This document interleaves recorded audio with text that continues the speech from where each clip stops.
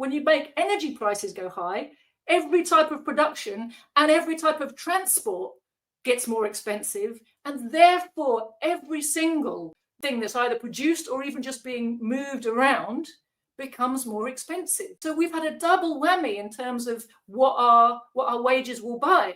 And it's no wonder this is being called the cost of living crisis, right? This is a massive inflation crisis that's been entirely created by the rich, from which the rich have benefited and from which the poor are suffering more every day. But what's happening is, because there's this discussion, it's always put across to us like, oh, if there's a hole in the budget, if there's a budget deficit, then it's bad governance, and the government has to fix the problem by balancing the books. And how are the government going to balance the books is always the question. And the discussion right now in the financial papers is, well, the government really needs to get a handle on inflation.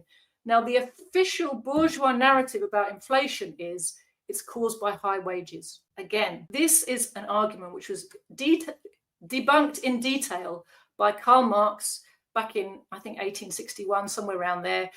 He gave a brilliant speech to the First International, the Working Men's International, that was based in London those days. So he used to go to the meetings and address it regularly, and he was an active participant.